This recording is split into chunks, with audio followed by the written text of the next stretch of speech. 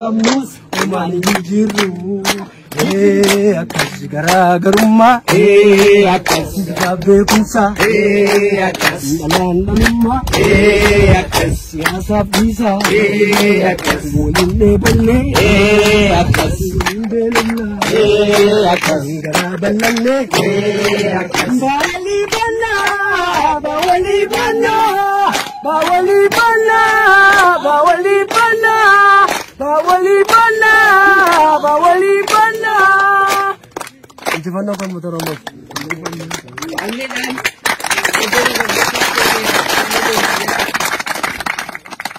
gara agar si seorang ada belajar ambil dan semada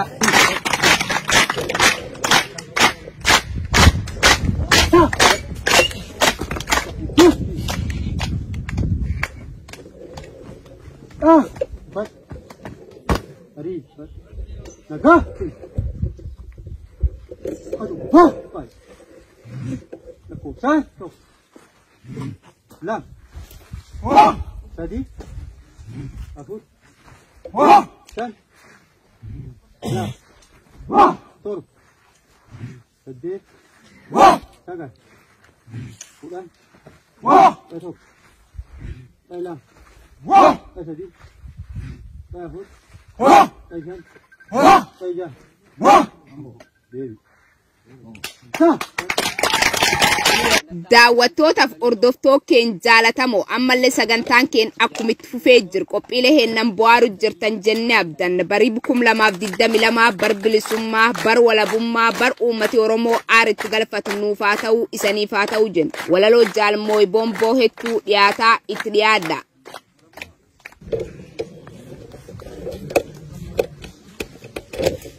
kabajama itti aanaa waraana bilisummaa Oromoo walii galaa jaal gammachuu abbooyyee akkasumas kabajamtoota qondaala abaa'oo kabajamtoota waraana bilisummaa Oromoo zoonii kibbaa fi akkasumas kabajamtoota keessummoota keenyaa baga geenye baga geessan ayyaana abajji shiniin jedhama.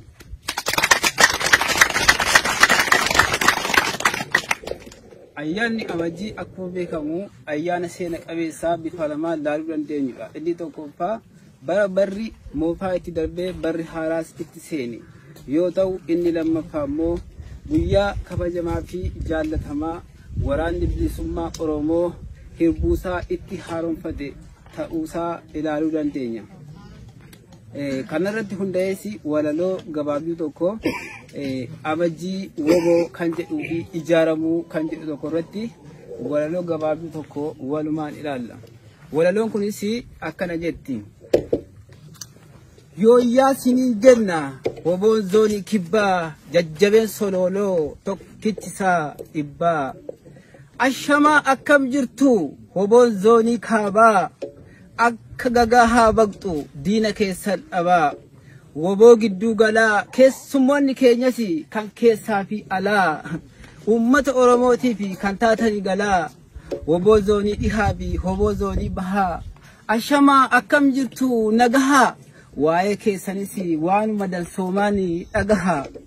Akkam jirtu warri matakkaloo hidhattoo ijoollee warqituu jirtu warri walloo dhukaasaati jirraa ni baafanna haaloo uummanni Oromoo hundinuus mee jabaadhaamee maaloo isinin daganne yaa warra wan bahaa isinin daganne yaa warra wan bahaa. Ashamaa akkam jirtu Oromoonni bahaa baga geenye baga geessani ayyaana amajjii ayyaana waggaa haaraa. Amajjii guyyaa hirbuun itti haaromfamte dhukaanni calqabaas itti dhukaate qaanqeen bilisummaas Oromiyaa maratti facaate baratti lammiin koo Oromoon hundumtuu wal taate baratti gita bittoonni nahatee akkan taane taate baga geessan baga geenye amajjii guyyaa raajii baga geessani amajjii kan ta'e ayyaana keenya haajii.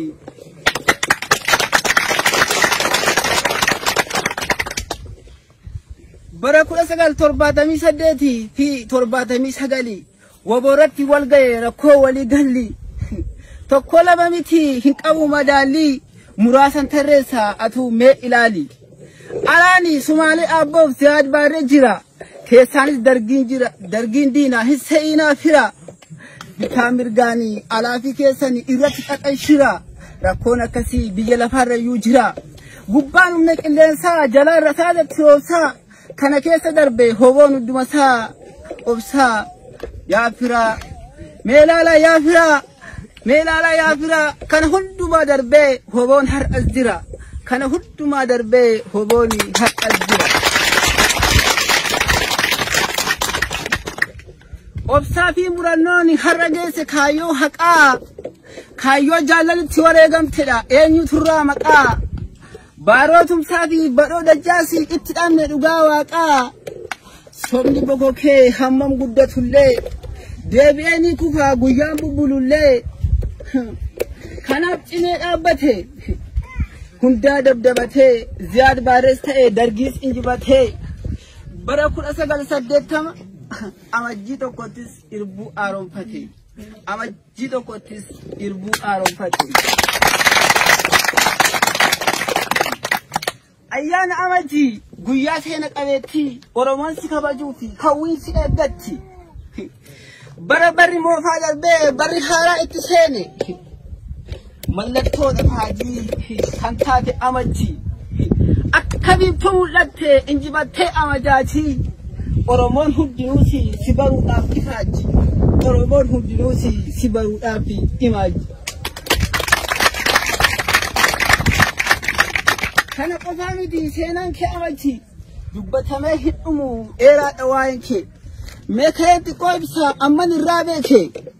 Guyyaa rasaanni woboo calqabaa itti dhukaate. Jala hamma gubbaatti hundumtuu wal taate. Qabsoon bilisummaas bakka hundaatti facaate. Jaarmiyaa tokko jalatti hundumtuu wal taate. Kallachummaan isaas abaa'oo jala taate. Akkanatti tokkoomte qabsoon facaate. Baga dhufte amajjii qabsoo idichitee. Ayyaana haaraa Oromoosi addunyaaf ibsite. Qabsoonis belbelee ol kaatee mul'atte. Oromiyaa guutuun suutumaan dhuunfatte. Qeerroo keessa waammattee ofitti hawwattee.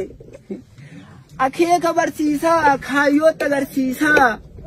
Qotee bulaan hin namne barataaf barsiisaa. Akeeka keetu sirrii mul'ata amansiisaa. Akeeka kee sirrii mul'ata amansiisaa. Kanaaf si hordofa hawaasni hundumnisaa. Kanaaf si hordofa hawaasni hundumnisaa.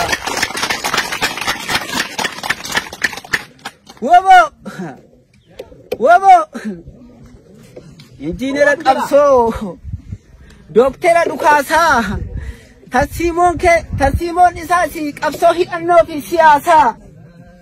Nafxanyaasi situ biyyaa calaasaa. Obsaa amma dhufa wobooni maal abbaasaa. Opereeshina gabrummaa sibilisa baasa ammumaha. Falmituu mirga namummaa hin cabsitu ati seera uumaa. Saba keetiif qaalii mi'aa akka diyaamendii. Qorsa garbummaati Oromoon sirraa qabdi abdii. Qorsa gabrummaati Oromoon sirraa qabdi abdii. Dhaamsan dabarfadha dhaamsa walii galaa. Dhagaa Oromoon biyya keessaas kanneen biyya alaa. Woboon zoonii arfanii fi warri gidduu galaa. Ijaarsisa. Ijaarama wobo. Ijaara Oromoo. Ijaara wobo. Ijaara Oromoo. Ijaarsisa wobo. Ijaara Oromoo. Jedhee tan yaada koo jabeessee sin beeksisa. Yaada salphaa miti guddaadha keeknisaa. Raawwatamummaan isaasi Oromoo wal taasisa. Raawwatamummaan isaasi Oromoo wal taasisa. Ijaarsisa. Hojjetaa barataa fi barsiisaa. Hawaasa hundumaa barsiisaa amansiisaa. Goleelee Oromiyaa hundumaatti marsaa. Lafee dugdaa keenya waamaa qotee bulaa. Tokkollee dhiisinaa ijaara daldalaa. Goota jajjaboodhaan waamaa dafqaan bulaa. diaspora waldale bebana fi ula kottati hirmadha hundumtu banneera balbala kottati hirmadha hundumtu isini banneera balbala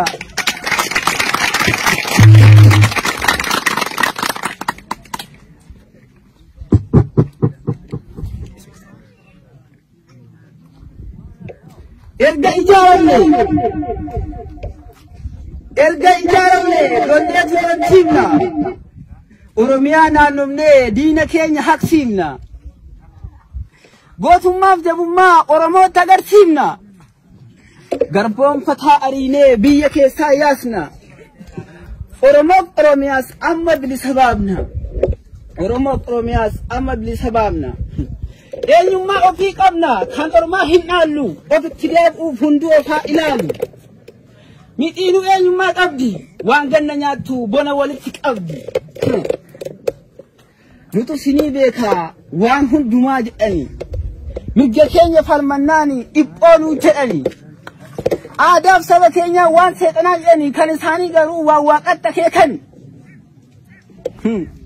akkattis eenyummaa keenya hatani akkattis eenyummaa keenya hatani impaayera Itoophiyaan biyya waaqaa jedhani takkaara geessanii biyyi seexanaa kamii akkaataa kanattis dhugaa fi eenyummaa keenya balleessanii akkaataa kanaanis dhugaa fi eenyummaa keenya balleessanii kaleessa dhaabbata dimokiraatawaa uummata Oromooti har'ammoo PP jedhanii uummata kijibanii warra bilisummaan isaanii ta'e garaa isaanii mirga sabaa miti falmatan kan isaanii ergamtoota odaa cabaa hin qaban kaayyoo mataa isaanii galmaan ga'uuf kaatu kaayyoo gooftaa isaanii waanuma nyaatamtuu fi waan dhugamtu qofaan gowwoomfamanii mee ilaalaa yaafira jaarraa 21ffaa keessaa namni akkasii jira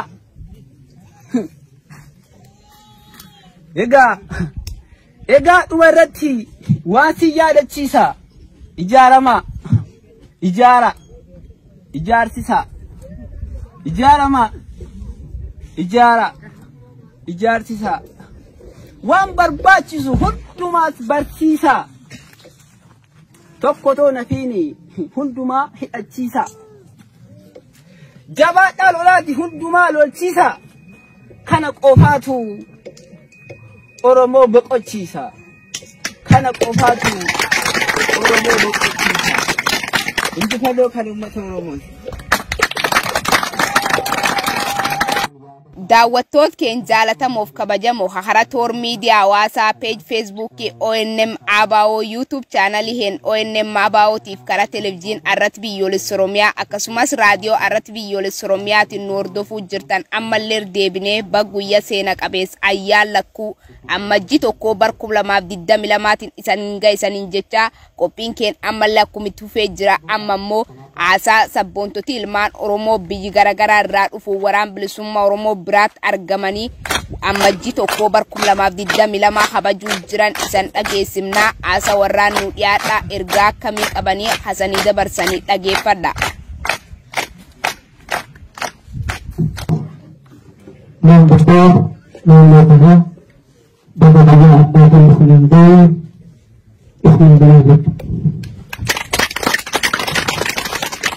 Kemudian saya mengatakan bahwa saya bahwa ini kebetulan kami akan yang akan menjadi asal kaya tidak Islam kaya dalam betul. Kata ini kesini diberikan sena apa tersebut sih dalam bersama orang dan nanti kesalahan betul kesalahan Sintimnya dalam kehidupan adalah berarti Mesir kehidupan adalah berarti Rakyat kaya nasa Sintimnya dalam kaya nasa berarti Bisa maka bisa apa sebarang Jangan kalian sesungguhnya ini dengan Sesungguhnya sebenarnya Hasan Tidak sama dengan kata-katanya Azgaya keisani Jaga azgaya sani Dengan juga maka berkata sendiri Israel. Dia membangun aku desa tentu, aku berdoa tentu. Tinggal terasa semua tentu. Tinggal kesalahan tentu. Tinggal selama temporal aku terdepan. Hati orangnya kalau bersabar, kalau alazim, aku sudah pakai berangkat. Kalau hati orangnya kalau alazim, kalau alazim, kalau alazim, akan pagi terus itu. Katakan pagi sedang tu, enam orangnya hawas orangnya ini salah, enam majlis marang najar, enam majlis orang majlis orangnya zaman orang tengger, mereka itu berangkat. Kerana dia tidak ini, mereka mungkin akal tengger mereka berangkat.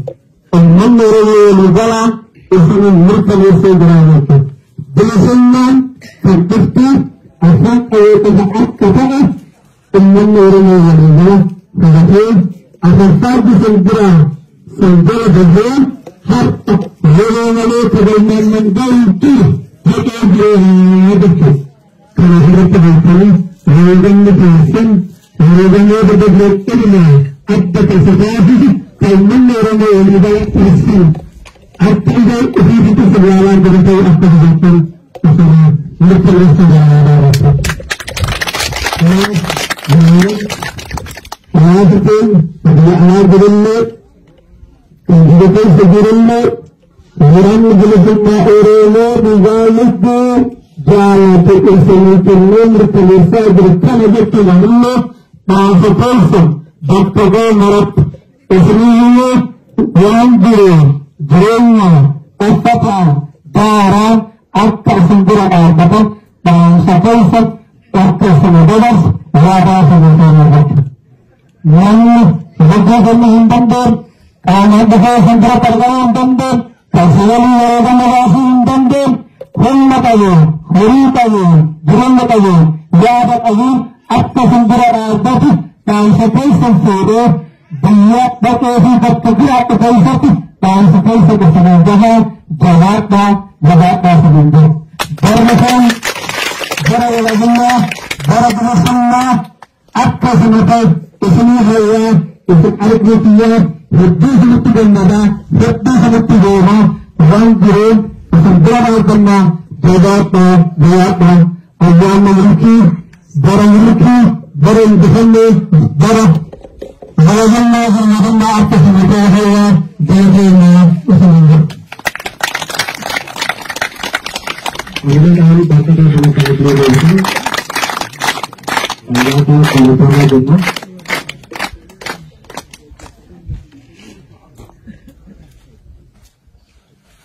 Ika tahun sekali ada sebagian penjagaan mende yang berarti kabupaten perkebunan asal yang terkini. Ika harapan semua umat saat ini. Era semua orang ini akan semua bergantung hati misalnya seperti barang ini wajar untuk menjadi hati untuk seperti orang ini ternyata barkum lamaaf 22 waraan bilisummaa Oromoo waliin kabajuu jiran ergaa isanii dabarsuu jiranii ergaa warraa ammallee itti fufaa nu waliin tura. Ayyi galatooma ulfaadha ilmaan Oromoo qaqqaalii Lihat batasan dengan merafikan alasan farakisan yang terbentuknya itu merafikan terkiti isyaddan kalau umat kami akhi karani dibatani akhi syama batani azirtan identification ulfata kerajaan kita jujur berbeda iklan Sudan Akkuma isinuu beektanii kaayyoo kana kan jalqabsiisan jaallan qaqqaalii rakkoon qabu sagaleen koo guddaa waan ta'eef akkasumatti nan dubbadha.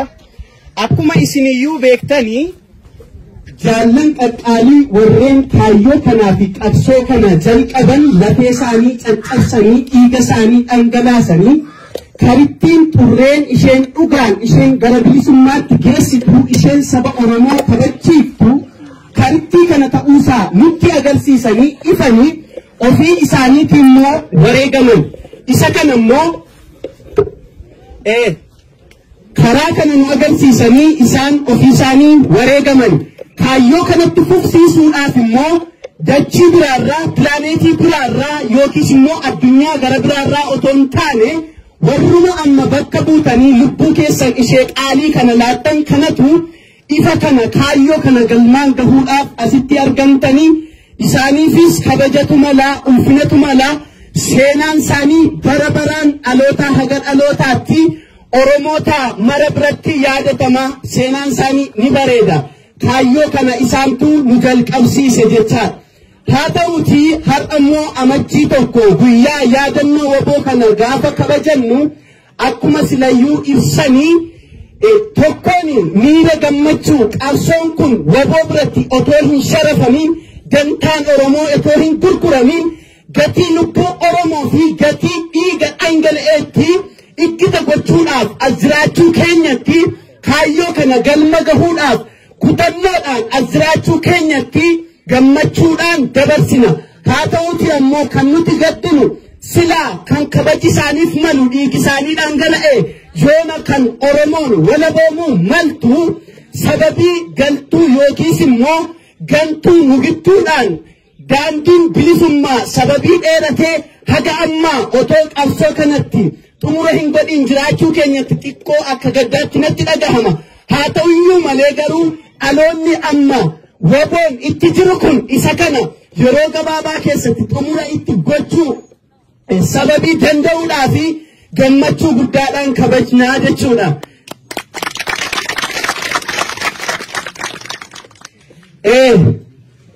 golee Oromiyaa mara keessatti qaanqeen inni dhugaa baatu inni bilisummaa akeeku inni dantaa Oromoo mara baatu inni dantaa Oromoo sekendii tokkoofillee in sharafne golee Oromiyaa mara keessa kaabaa walloo dabalatee kibba Boorana Gujii Arsii Baalee Wallaggaa Iluu Jimmaa iddoo hundumatti qabatee matakkalirra qabee inni jiru kaayyoo kana of harkaa qaba waan ta'eedhaa fi dhaloonni egeree garbummaa hin baatu dhaloonni egeree akka kaleessaa hin baqatu dhaloonni egeree akka kaleessaa namoonni keenya kooluu galtummaadhaaf biyya hambaatti baqatanii itti baqatama malee biyya isaa Oromiyaa dachee lalistuu kana baqatee hin deemu seenaa jijjiira seenaan kun immoo jijjiiramee biyya hambaarraa Oromiyaatti baqatanii yeroo itti kooluu galan hin dhufa isa kanammoo kan gochuu danda'u tokkoo fi tokko waboo warra har'a lubbuu isaanii laatan qofa.